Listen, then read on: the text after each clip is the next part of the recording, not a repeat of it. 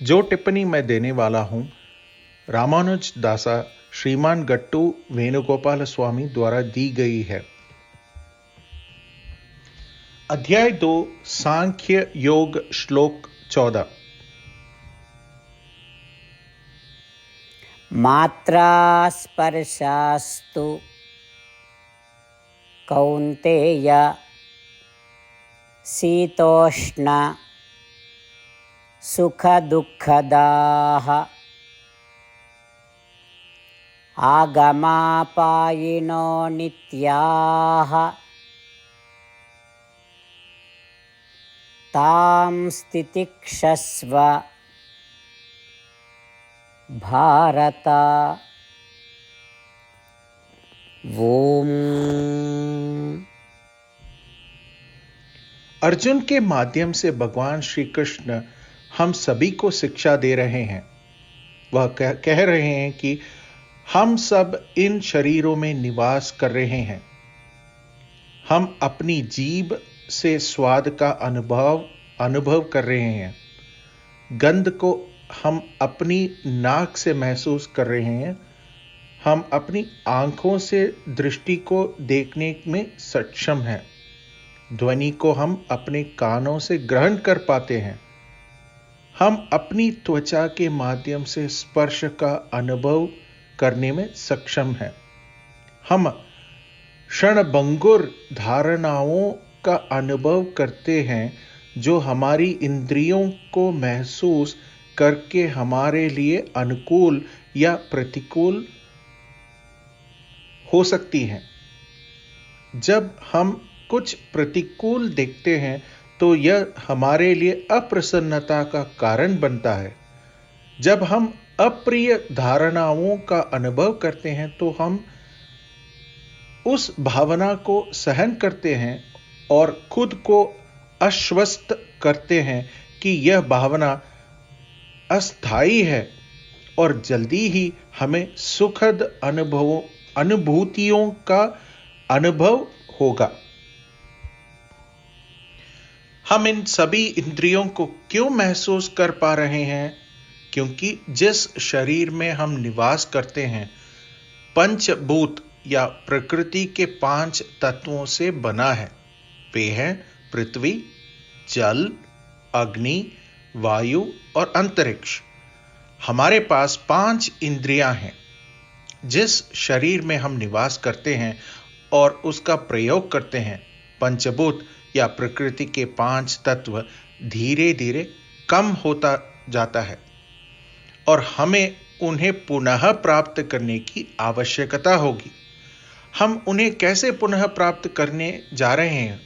हमारे आसपास पंचभूत या प्रकृति के 5 तत्व होते हैं और गंध, स्वाद, स्पर्श, ध्वनि और दृष्टि को समझकर इंद्रियों के माध्यम से हम इस प्रकृति के 5 तत्वों को अपने शरीर में वापस प्राप्त करते हैं। यह सब लगातार एक क्रम से हो रहा है। इस प्रणाली को मात्रा स्पर्श के रूप में जाना जाता है। यह सब हमारी जानकारी के बिना पृष्ठभूमि में होता है। इस तंत्र में हम कितनी ही अप्रिय अनुभूतियों को सहते हैं, लेकिन हम इस शरीर से बचने की कोशिश नहीं कर रहे हैं। इसी तरह अर्जुन, जब तुमने इस शरीर में प्रवेश किया तो तुम एक परिवार में पैदा हुए। इस परिवार में प्रथाओं, कर्म कांडों, धर्मों और व्यवसायों का अपना निर्बाध उत्तराधिकार है। उदाहरण के लिए अर्जुन, तुम एक क्षत्रिय परिवार में पैदा हुए हो जिसका धर्म बुरे लोगों को दंड देना और अच्छे लोगों की रक्षा करना है। इन दुष्ट लोगों को दंडित करने के लिए तुम्हें यह युद्ध अवश्य लड़ना चाहिए। इस युद्ध में लड़ना तुम्हारा धर्म है।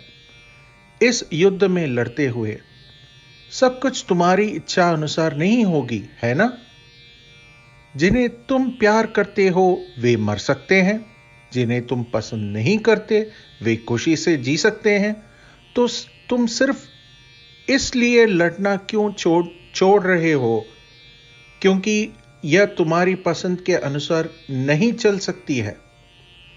अपने शरीर में रहते हुए जो पंचभूत या प्रकृति के 5 तत्वों से बना है, तुम उन धारणाओं का अनुभव करते हो जो तुम्हारे अनुकूल है और जो तुम्हारे प्रतिकूल है उन्हें सहन करते हो। इसी प्रकार अपने वृत्ति, धर्म या पेशे को करते समय तुमको होने वाली प्रतिकूल घटनाओं को सहना चाहिए। तुम्हें सोचना चाहिए कि यह स्थायी नहीं है, यह हमेशा के लिए नहीं है, यह अस्थायी है। यह नाराजगी समाप्त हो जाएगी और जल्द ही तुमको फिर से आनंद की अनुभूति होगी। तो अर्जुन, तुमको इस नाराजगी को सहना चाहिए और अपना धर्म निभाना चाहिए। यही बात भगवान श्री कृष्ण अपने गीतोपदेशम में अर्जुन के माध्यम से हम सभी को सिखा रहे हैं। इस श्लोक के माध्यम से हमें जो संदेश और सबक समझना चाहिए और उसका पालन करना चाहिए वह यह है कि हमें अपनी नौकरी, व्यवसाय और व्यवसायों को करते समय किसी भी नाराजगी और शोक को सहना चाहिए जो इसके साथ आ सकती है, क्योंकि वे अस्थायी हैं। हम सब इस अप्रसन्नता को इस आशा के साथ पार करें कि शीघ्र ही हमें सुख का अनुभव होगा और हम अपने कर्तव्यों का व्यवस्थित ढंग से निर्वाह करेंगे। श्रीमद् भगवद गीता का संपूर्ण सार श्री कृष्ण परमात्मा ने अध्याय 18 के श्लोक 65 से 70 में 8 कार्य करने के लिए दिया है। श्री कृष्ण कहते हैं, मैं उन लोगों से प्रेम करता हूं जो इन 8 बातों का पालन करते हैं। मैं उन भक्तों की सब प्रकार से रक्षा करूंगा। श्री कृष्ण परमात्मा द्वारा बोली गई संपूर्ण भगवद गीता को सुनने के बाद अर्जुन कहते हैं, करिष्ये वचनम तव, जिसका अर्थ है, श्री कृष्ण, मैं वही करूंगा जो आप कहते हैं। यही कारण है कि श्री कृष्ण ने अर्जुन को सभी प्रकार की सफलताएं और विजय प्रदान की है। आइए हम परमात्मा को अपनी प्रतिज्ञा दें कि हम इन 8 कर्मों का पालन करेंगे। परमात्मा को यह शब्द देने से बड़ी कोई पूजा, तप या यज्ञ नहीं है। मैं ये 8 व्रत कहूंगा जो हमें करने चाहिए। आप सब कृपया अपने मन और हृदय में इन पर विचार करें। आज हम श्री कृष्ण को अपना वचन देते हैं।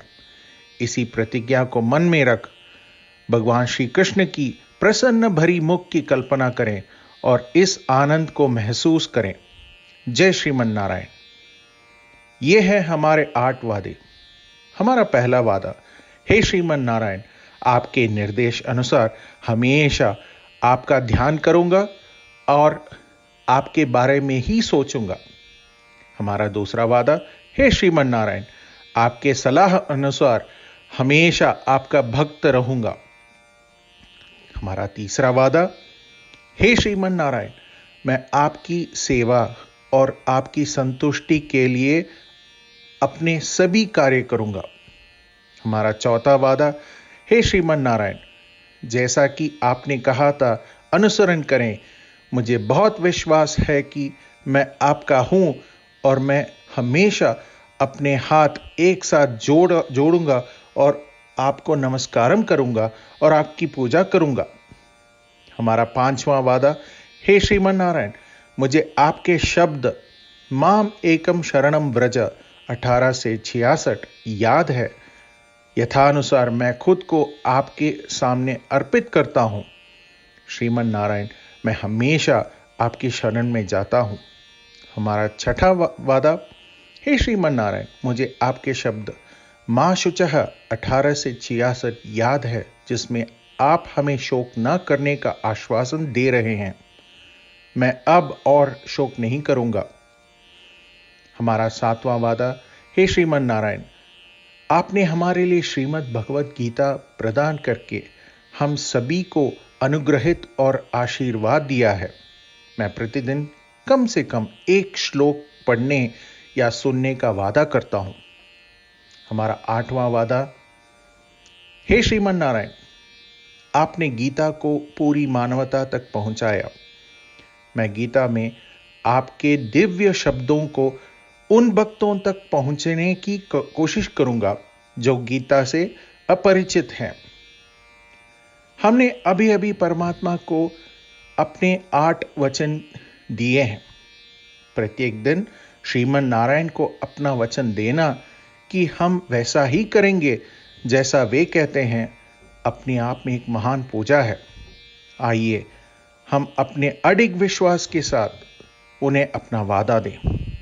हे श्रीमन नारायण, मैं वैसा ही करूंगा जैसे आप कहेंगे, मैं वैसा ही व्यवहार करूंगा जैसा आप चाहते हैं, और मैं केवल आपके लिए ही काम करूंगा। श्रीमन नारायण, करिष्ये वचनम तव, जिसका अर्थ है, श्रीमन नारायण, मैं आपके निर्देशों के अनुसार कार्य करूंगा। सर्वम श्री कृष्णार्पणम अस्तु। जय श्रीमन नारायण। मात्रा स्पर्शास्तु कौन्तेय शीतोष्ण सुखदुःखदाः आगमापायिनो नित्याः तां स्थितिक्षस्व भारत। ओम।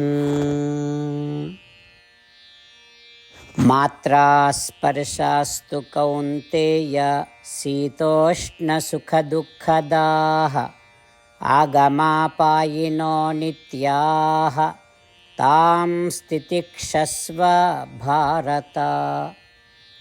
ओम। श्रीमन्नारायण, करिष्ये वचनं तव। सर्वं श्रीकृष्णार्पणमस्तु। जय श्रीमन्नारायण। जय श्रीमन नारायण। सभी भक्तों से एक विशेष निवेदन। हमारे जीवन में सभी चीजों में हम तत्काल और प्रभावी परिणाम चाहते हैं। इसे प्राप्त करने के लिए प्रतिदिन 1 मिनट व्यतीत करें और नारायणास्त्रम पढ़ें।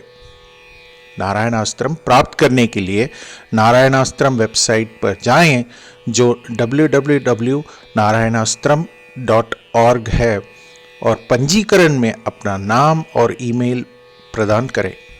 आपके द्वारा प्रदान किए गए ईमेल पर आपको एक नारायणास्त्रम PDF प्राप्त होगा। PDF में एक रामायण श्लोक, एक गीता श्लोक और एक विष्णु नामम है। इन तीनों को मिलाकर नारायणास्त्रम कहा जाता है। प्रत्येक व्यक्ति को इन श्लोकों का भिन्न संयोजन प्राप्त होता है। जब हर कोई 24,000 भक्तों के साथ प्रतिदिन अपने नारायणास्त्रम को पढ़ता या सुनता है, संपूर्ण रामायण का एक दौर, श्रीमद् भगवद गीता पारायण के 33 दौर, श्री विष्णु सहस्त्रनाम स्तोत्र पारायण के 24 दौर प्रतिदिन पूरा होता है। यह एक ऐसा उल्लेखनीय और असाधारण परिणाम है जो हर एक दिन ऐसा करने से निकलता है। इसलिए आप और आपके परिवार के सदस्य तुरंत जाकर अपना नारायणास्त्रम प्राप्त करें। जय श्रीमन नारायण।